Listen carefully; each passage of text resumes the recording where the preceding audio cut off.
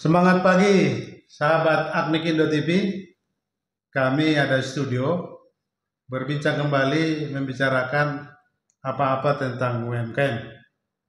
Kita tahu bahwa di kementerian negara kita ini hampir semua kementerian melakukan atau memberi ruang untuk UMKM. Ternyata di Kementerian Kebudayaan pun kita bisa lihat ada ruang kesempatan untuk bisnis UMKM kaitannya dengan kebudayaan, melestarikan kebudayaan. Satu narasumber kami, Johannes Marbun, dia aktivis budaya, pelaku UMKM juga. Kita akan berbicara karena ada informasi yang perlu kita dengarkan dari Kementerian Kebudayaan kaitannya dengan UMKM. Selamat pagi Pak Jo. Selamat pagi Pak Hotman. Terima kasih sudah ada di studio Akmik Indo TV. Akmik Indo TV ini untuk siaran UMKM, Asosiasi Pengusaha Mikro Kecil Menengah Mandiri Indonesia. Terima kasih. Kita mau bertanya karena Pak Jo itu kan aktivis budaya dan pelaku UMKM. Ternyata di Kementerian Kebudayaan juga ada ruang untuk ber-UMKM. Apa yang bisa kita dengarkan? Sama-sama pelaku UMKM, ya kelebihannya saya juga memang selama hampir 20 tahun lebih juga berkecimpung dalam urusan kebijakan kebudayaan. Saya itu di masyarakat advokasi warisan budaya. Kalau berbicara tentang advokasi berarti juga harus memahami sebuah kebijakan. Nah, karena ini kaitannya dengan warisan budaya atau kebudayaan secara umum, ya setidaknya juga kebijakan di bidang kebudayaan kita harus paham. Jadi apa hubungannya dengan UMKM ini, kebudayaan kan begitu. Nah, ini kita harus jelaskan juga kepada rekan-rekan kami, pelaku UMKM di tanah air. Memang perjuangan kita di teman-teman aktivis kebudayaan itu sudah lama ya. Perjuangan pertama sebenarnya pada waktu itu bagaimana menghadirkan atau memunculkan sebuah kementerian yang mandiri di bidang kebudayaan. Dan itu sudah terwujud. Itu sebenarnya perjuangan dari kongres ke kongres Kementerian Kebudayaan itu. Pada akhirnya masanya Pak Prabowo itu diwujudkan. Itu yang pertama. Lalu perjuangan aktivis kebudayaan yang kedua sebenarnya salah satunya ini di Kongres-Kongres Kebudayaan Nasional diperjuangkan itu pentingnya untuk menyediakan dana untuk dukungan-dukungan kepada budayawan maupun seniman. Maka lahirlah Dana Abadi Kebudayaan. Dana Abadi Kebudayaan ini lahir berbarengan dengan disahkannya Undang-Undang Nomor 5 Tahun 2017 tentang pemajuan kebudayaan seperti itu. Ya dari 2 triliun ke 5 triliun di zamannya Pak Prabowo dan mudah-mudahan nanti akan ditingkatkan lain. Nah, Dana Abadi Kebudayaan ini dikelola ini sebenarnya bersama ya oleh Kementerian Keuangan maupun Kementerian Kebudayaan. Jadi pengelolanya tetap Kementerian Keuangan melalui LPDP. Tapi pemanfaatnya Kementerian Kebudayaan. Nanti Kementerian Kebudayaan lah yang menentukan istilahnya siapa yang berhak menerima manfaat dari Dana Abadi Kebudayaan ini atau yang lebih umum sekarang disebut Dana Indonesiana. Nah, itu di pemerintah ada sebenarnya beberapa program Dana Indonesiana, baik itu untuk DKPM itu dokumentasi karya maestro. Nah, ada juga dukungan interaksi budaya. Nah, ini bisa di dalam maupun luar negeri. Kalau kita ada agenda kebudayaan di dalam atau luar negeri, kita juga bisa mengajukan. Termasuk juga Sustainable Cultural Heritage dan ada 10 itu. Nah, saya kalau mau menjelaskannya agak panjang, tapi yang lalu kemudian apa hubungannya dengan kita pelaku UMKM? Nah, ternyata pemerintah juga sedang menginisiasi dukungan pendanaan terhadap UMKM yang bergerak atau punya fokus di isu-isu kebudayaan atau tidak hanya sebagai isu tapi aktivitas-aktivitas di bidang kebudayaan. Nah, maka kalau kita lihat di websitenya danaindonesiana.kemendbud.go.id itu disebutkan kewirausahaan budaya. Kalau kita lihat itu sementara masih belum buka, tapi akan segera dibuka. Nah, maka kita bisa mulai mencoba mengakses atau mencari tahu. Kebetulan sekalipun belum dibuka, di link itu sebenarnya sudah bisa kita lihat petunjuk teknisnya. Nah, petunjuk teknisnya inilah yang menjadi acuan kita nanti kira-kira masuk kategori kewirausahaan budaya itu seperti apa. Tapi secara garis besar yang ingin kita sampaikan adalah ini tidak jauh-jauh dari Undang-Undang Pemajuan Kebudayaan, karena ini dasarnya. Kalau kita berbicara kebudayaan, berarti kita sudah punya dua payung hukum di bidang kebudayaan, yaitu Undang-Undang Nomor 5 Tahun 2017 tentang Pemajuan Kebudayaan dan Undang-Undang Nomor 11 Tahun 2010 tentang Cagar Budaya. Nah, inilah yang jadi acuan. Kalau berbicara tentang pemajuan kebudayaan sebagai dasar dari dukungan dana Indonesiana ini atau dana abadi kebudayaan, di situ ada 10 objek pemajuan kebudayaan. Lah, salah satunya seni. Kalau seni bisa kita lihat termasuk craft ya. Itu bisa juga didukung. Terus kemudian itu seni itu kan salah satunya ya, craft, tapi banyak cabang-cabang seni yang kemudian termasuk pahat. Pahat ya. Kalau tari benar didukung, tapi kemudian ada sendiri tuh. Ada tersendiri dan sepertinya sudah tutup ya untuk tahun ini.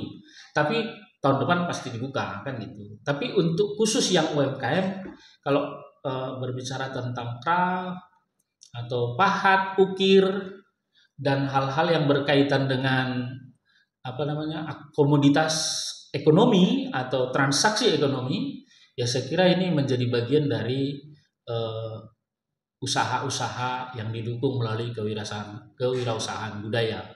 Selain tadi seni, salah satu objek pemajuan kebudayaan lain itu sebenarnya pengetahuan tradisional. Nah, kalau kita terjemahkan pengetahuan tradisional, sebenarnya pengobatan tradisional itu bagian dari pengetahuan tradisional. Lalu kemudian yang kedua kuliner. Kuliner itu juga bagian dari pengetahuan tradisional. Atau ada yang lain, ulos misalnya. Ulos kan bisa juga pengetahuan tradisi, tapi bisa juga dia masuk kepada lingkup yang lain kan seperti itu. Nah, itu bisa juga dikategorikan cabang seni kan gitu ya. Nah, itu bisa. Nah, jadi kepada kita semua pelaku UMKM bisa saja memanfaatkan dana kewirausahaan budaya itu sepanjang ada hubungannya dengan usaha-usaha di bidang kebudayaan. Itu intinya Pak Otman. Kalau tadi Pak Jo bilang misalnya ulus ya, kita juga sandingkan dengan batik.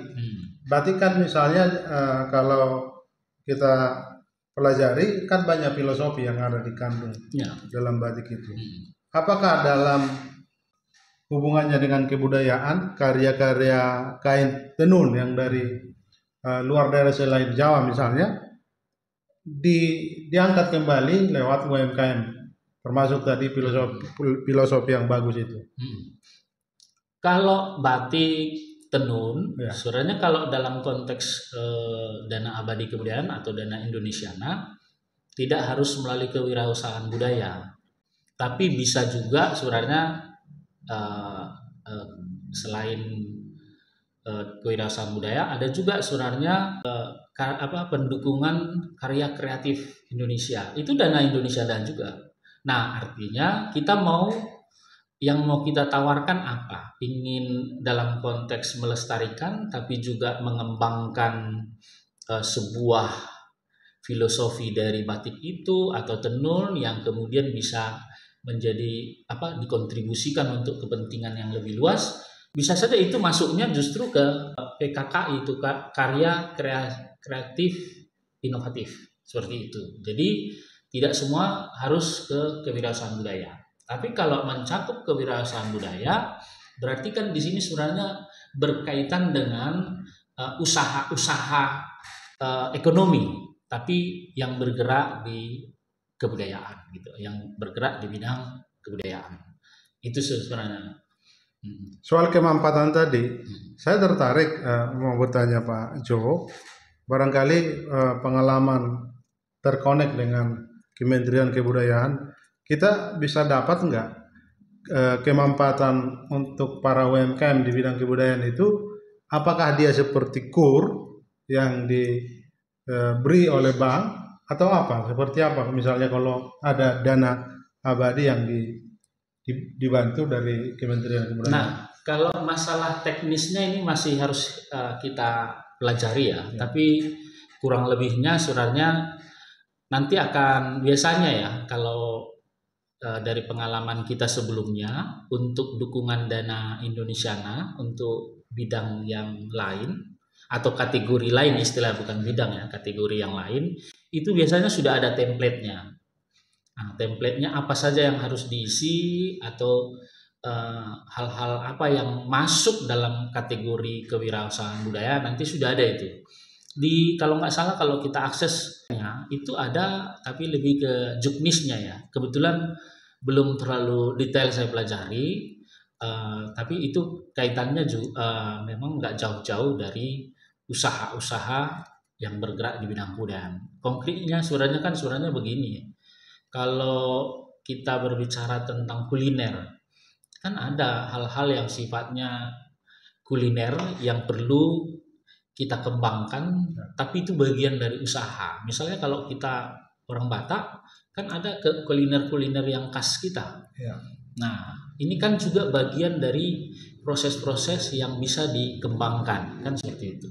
Mengenai juga tadi soal ulos, bisa saja ulos ini ya usaha-usaha dukungan terhadap ulos ini juga mencakup juga bagaimana ini supaya lebih marketable kan seperti itu. Marketable ini sebenarnya lebih menjual ya. Iya, lebih bisa menjual kan seperti itu. Itu yang menjadi concern. Terus kemudian apakah ini bentuknya seperti kredit usaha rakyat, KUR atau saya kira kalau di dana Indonesia ini tidak bukan dana bergulir gitu loh. Tapi dukungan hibah seperti itu. Itu yang ada kan gitu. Berarti untuk supporting sifatnya. Mendapat hibah itu ini harus terseleksi dong, nggak mungkin semua. Iya, nggak mungkin semua. Jadi makanya saya tidak bisa menyampaikan itu kepada rekan-rekan kita sesama UMKM karena kan belum dibuka ya. Nah, nanti ketika sudah dibuka, biarlah pemerintah sendiri yang menyampaikan detailnya seperti apa. Tetapi yang menjadi penting ini diketahui oleh publik, terutama teman-teman UMKM, bahwa kita selama punya concern, usaha-usaha kita punya fokus di usaha-usaha kebudayaan, maka kita harus bersiap diri kan gitu. Kira-kira apa saja yang harus kita persiapkan kan begitu. Mengenai kriteria teknisnya nanti kita ketahui bersama-sama kalau program itu memang sudah dibuka kan gitu. Nah, tapi secara garis besar melalui petunjuk teknisnya itu kan sudah mulai bisa kita pelajari bersama-sama. Ini yang jauh lebih penting. Jangan sampai nanti ketika dibuka, saya tidak cukup waktu untuk mengerjakan karena ternyata prosesnya membutuhkan waktu yang lama. Kan itu yang harus kita hindari. Ya, kalau bagi kami, saya sendiri sebagai aktivis untuk bidang kebudayaan ya, ini kesempatan kita semua organ masyarakat untuk mengakses seperti itu. Nah, bagaimana syarat atau kriterianya? Sembari kita tunggulah informasinya nanti dari pemerintah, kita ya siap-siap aja kan begitu. Tapi bagus juga ini berita kabar baik ini untuk para UMKM dan para seniman. Tentu kita tahu bahwa seniman kita ini kan mungkin dalam tanda petik karena idealis, dia tidak pernah misalnya dihargai maksimal. Ya, Padahal kan karya-karya yang dia lahirkan atau dia buat sudah harusnya diapresiasi begitu. betul. Apa pendapat Pak Jo? Ya, saya kira inilah salah satu concern dari Dana Indonesiana yang digulirkan oleh pemerintah. Ini justru untuk membantu budayawan ataupun seniman yang idealis. Ya, kalau Pak Menteri pernah berkata kepada publik, tidak serta-merta yang proposalnya bagus itu harus diterima. Ya, kalau proposalnya bagus ya rata-rata kelompok-kelompok LSM ataupun organisasi non pemerintah itu punya pengalaman yang bagus dalam hal membuat proposal kan gitu. Tetapi apakah dia punya jejak di bidang kebudayaan yang mumpuni? Belum tentu. Nah, maka pemerintah juga pun membuka diri. Kalau memang ini senimannya memang apakah itu yang sudah punya jejak ke bidang kebudayaannya bagus lama gitu. Kalau itu memang harus dibantu, pemerintah akan memperhatikan itu. Itu kita dengar langsung dari Pak Menteri dalam beberapa kesempatan di publik dia menyampaikan itu. Termasuk ini juga kan banyak maestro. Jadi maestro jangan dikatakan hanya maestro yang terpublis ya. Maestro ulos. Siapa yang mengenal maestro ulos kalau enggak orang-orang yang spesifik di situ? Bahkan pengguna ulos pun belum tentu tahu siapa yang membuat ulos itu. Nah, tapi dari antara pembuat ulos itu ada yang sudah berkarya lama. Siapa yang harus mengusulkan ini? Orang-orang di sekitarnya atau orang-orang yang tahu. Nah, itulah yang menjadi fokusnya pemerintah melalui Dana Indonesia. Ini harus didukung. Makanya ada juga kategori dokumentasi karya maestro atau objek kebudayaan rawan punah. Maestro yang misalnya tinggal satu-satunya di Indonesia. Bahkan kalaupun itu harus didukung, diketahui baru ini, ayo kita harus segera dukung sebelum berlalu. Itu saya kira komitmen, itu komitmen pemerintah dan saya lihat kategori-kategori itu sudah ada. Jadi ini saya kira satu kesempatan besar sebenarnya bagi para seniman budayawan. Mungkin juga kalau di daerah Batak, mungkin kalau Pak Otman ini kan sangat fokus juga dengan isu-isu kebudayaan. Mosak Batak. Ya. Masih, tapi ada nggak yang tahu siapa yang masih fokus mendalami atau menularkan ini? Mungkin 1-2 ada gitu loh. Maka 1-2 yang mengetahui ini ya kalau bisa usulkan. Karena ini penting, jangan sampai pengetahuan di bidang bela diri itu pun hilang tanpa jejaknya. Padahal itu sangat pernah menjadi dikenal dan menjadi kuatlah di masanya seperti itu. Untuk yang lain juga begitu. Maka kalau ada, ini juga salah satu concern saya sendiri, baik secara kelembagaan maupun pribadi. Saya berpikir, tapi nanti kalau saya sampaikan ini di tempat ini nanti ada yang mendahului. Tapi paling tidak concern ini sudah menjadi pikiranku, gitu. Apakah konteksnya apa? Nanti sama-sama dan saya kira nanti Mikindo TV ini juga berhak untuk tahu itu setelah nanti kita buatlah seperti itu. Tadi menarik kalau tadi disebut ada 10 kategori kalau nggak salah yang diberi kemanfaatan itu. Berarti ikut enggak misalnya situs-situs budaya. Saya contohkan di Bekasi ini ada beberapa rumah Betawi yang dihuni penduduk, tapi sepertinya tidak bisa dirawat karena kekurangan dana begitu. Apakah juga nanti kesempatannya mereka bisa terima hubungannya dengan situs budaya begitu? Peluang itu ada. Di situ juga ada objek pemajuan kebudayaan dan cagar budaya. Nah, berarti berkaitan dengan situs, berarti itu juga bagian dari cagar budaya. Nah, cuman kan kita harus tahu juga, memang ada rumah tua, mungkin bisa saja bersejarah, tapi dia belum berkategori cagar budaya. Nah, untuk hal seperti ini, misalnya dari sisi usia kayaknya sepertinya sudah lebih dari 50 tahun dan ini kayaknya bersejarah, misalnya seperti itu. Di pemerintah itu ada melalui peraturan perundang-undangan yang ada istilahnya diduga objek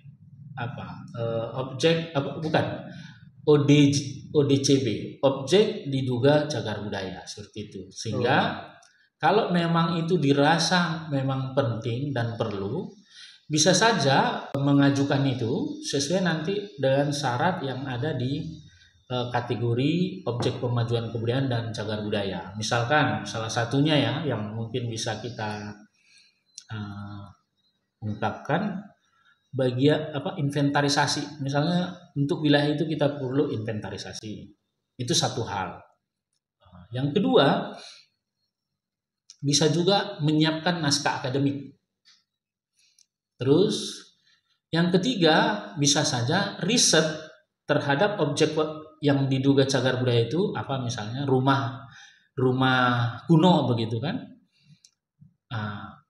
Jadi riset terhadap rumah kuno misalnya di Bekasi itu, rumah kuno Betawi gitu ya.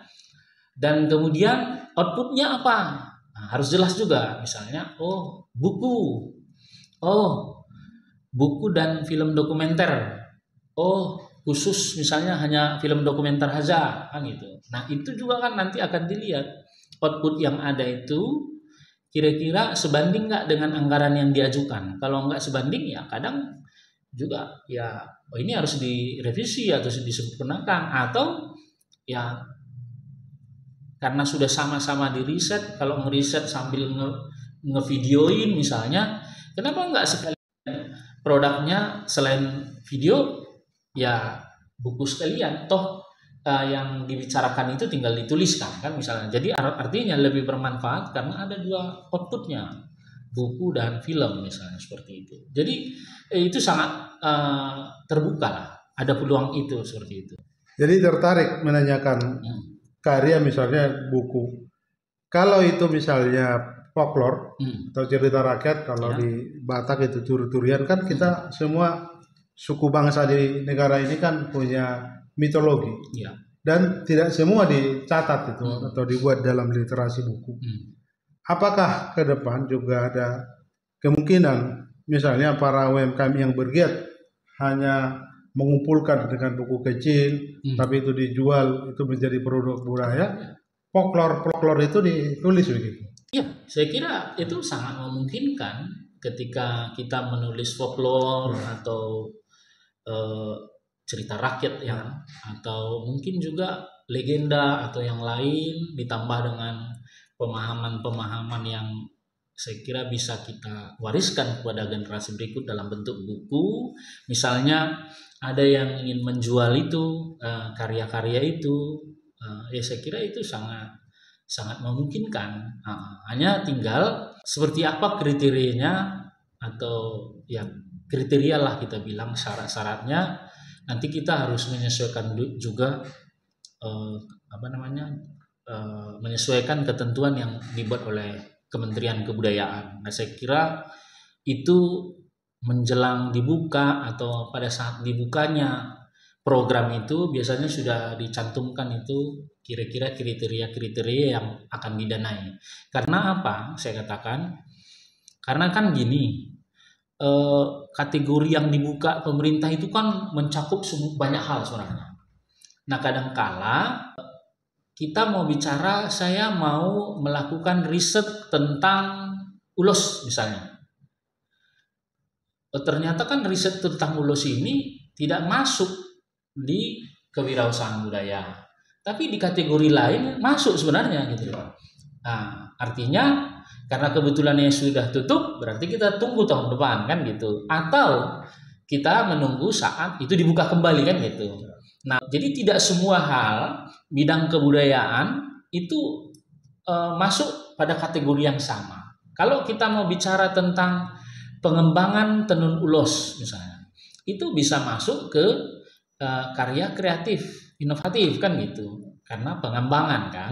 Sehingga mungkin bisa saja akan dari riset nanti kita akan menghasilkan sebuah motif baru misalnya. Berarti itu kan karya kreatif. Berarti dia masuk kategori karya kreatif pengusulannya. Nggak bisa juga kita masukkan ke konteksnya kewirausahaan budaya. Nah, tapi apakah setiap yang kita katakan di bidang kebudayaan itu didukung?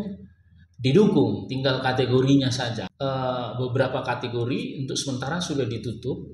Kita nggak tahu nanti kapan Kementerian Kebudayaan akan membuka, apakah masih dibuka termin kedua tahun ini atau bisa saja tahun depan, kita nggak tahu. Tapi yang jelas untuk berdasarkan informasi dari kementerian, tahap berikutnya yang akan dibuka itu adalah kewirausahaan budaya. Jadi ini kesempatan bagi UMKM. Mengenai detailnya seperti apa, nanti bisa kita pelajari bersamalah kriteria-kriteria yang pada saat program itu dibuka. Dan juga soal kalau dukungan interaksi budaya itu sepertinya sampai hari ini kita lihat itu buka. Dan sepertinya juga kalau kita lihat kan karena perjalanan aktivitas budaya baik di dalam luar negeri kan itu tidak pakai musim ya kan, atau tidak bisa diatur kapan gitu kan. Dia bisa saja tiba-tiba datang, oke, kita mengundang Anda untuk hadir di sini, tapi kita hanya menyediakan penginapan misalnya. Maka konteks itulah kita bisa manfaatkan. Oh, kalau begitu kita coba usulkan Dana Indonesia. Nah, itu ada tiap saat ada itu terbuka. Jadi begitu dilihat ini saya diundang ke luar negeri nih.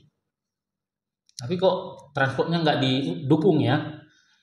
Nah, kita bisa langsung akses danaindonesiana.kemenbud.go.id kan gitu. Dari situ nanti tinggal kita masukkan apa yang perlu kita masukkan. Kalau kita diundang, berarti yang penting itu dimasukkan itu salah satunya undangan. Dari undangan itu kan kita tahu dana apa saja yang dibutuhkan kan gitu. Misalnya mereka hanya menyediakan ini, oh berarti yang nggak tersedia ini. Itulah yang mungkin diusulkan, diajukan seperti itu. Baik, kalau kita bicara budaya tidak lepas atau tidak jauh dari kata budidaya, bagaimana melestarikan. Tentu kan kalau disebut melestarikan di situ ada ortodoksi, ada kemurnian yang terus perlu dijaga. Bagaimana misalnya karya-karya budaya seperti ulos tadi, misalnya modifikasi, dia dulu hanya dipakai untuk kebudayaan adat saja, tapi juga bisa dipakai ornamen lain begitu.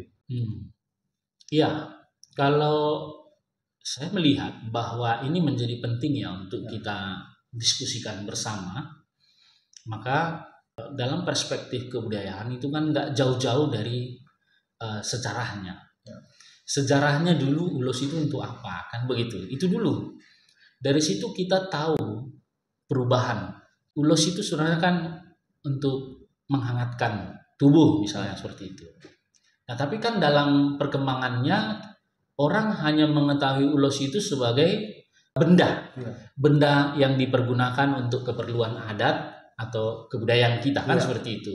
Nah, ini sering memang saya jumpai di kalangan kita orang tua, nggak boleh ini karena itu untuk keperluan adat, untuk keperluan budaya kan seperti itu.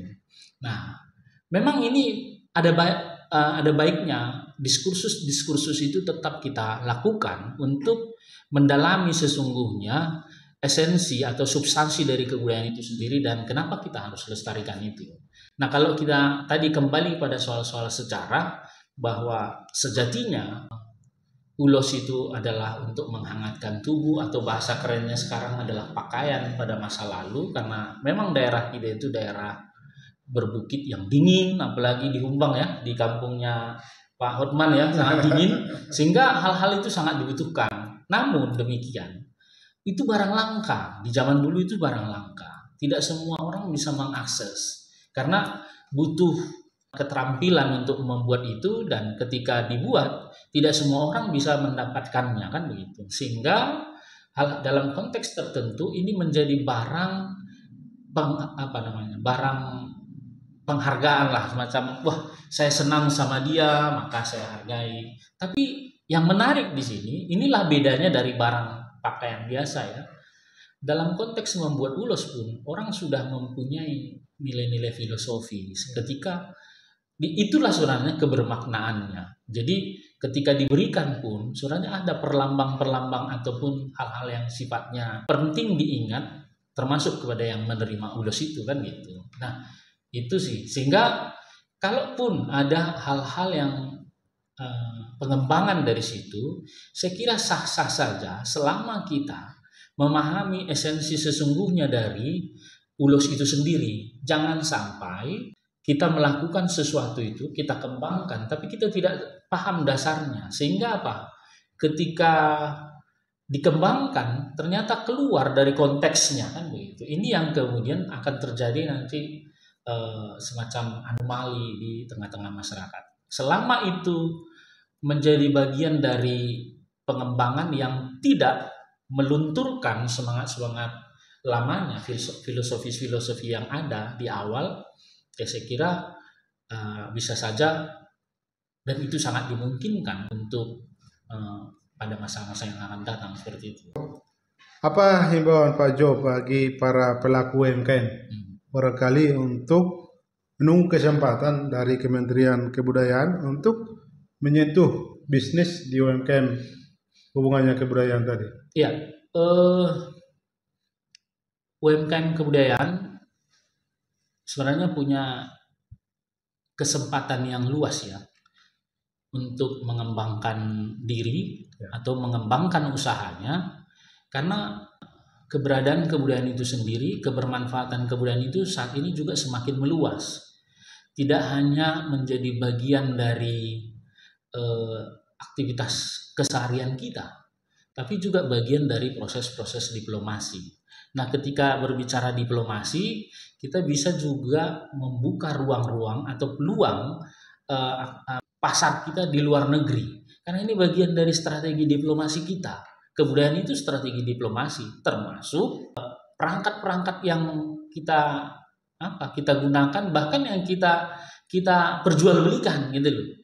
Ini kan bagian dari strategi diplomasi antar bangsa juga gitu loh. Dan untuk hal-hal itu sebenarnya kan pemerintah kan punya concern ketika kemudian dilihat sebagai strategi diplomasi, berarti ini satu peluang pasar dibuka kepada UMKM untuk bisa lebih mengembangkan diri nasional, kebudayaan-kebudayaan anak-anak bangsa di Indonesia sebagai bagian dari strategi diplomasinya di luar negeri. Berarti satu kesempatan maju telah diberikan kepada para pelaku UMKM di bidang kebudayaan.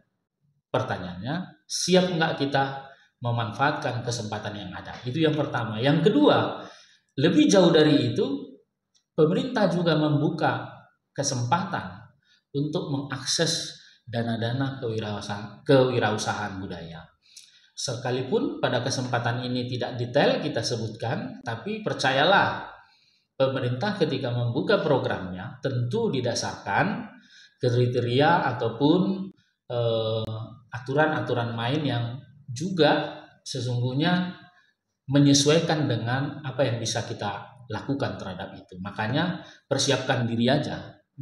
Hal yang paling umum kan biasanya paling awal adalah kalau lu katanya kan, atau kalau kita punya usaha, ada nggak izin usahanya misalnya, atau kalau itu usaha informal masih sifatnya, tapi kalau UMKM biasanya kan didaftar. Nah, itu administratif ya sifatnya. Jadi terus kalau administratif itu saya kira pelaku UMKM kan saya kira sudah standar lah, sudah punya itu. Nah, tinggal kan bedanya apakah yang kita usahai ini bergerak di bidang kebudayaan. Kan itu saja nanti. Ya. Kalau masalah administratif saya kira lolos semua lah ya, karena sebagai UMKM biasanya sudah kelengkapan itu sudah standar. Tinggal usahanya apakah usaha yang bergerak di bidang kebudayaan, kan itu. Lalu kalau dia bergerak di bidang usaha di bidang kebudayaan, hal-hal apa yang sebenarnya didukung oleh pemerintah, misalnya kan itu menjadi penting.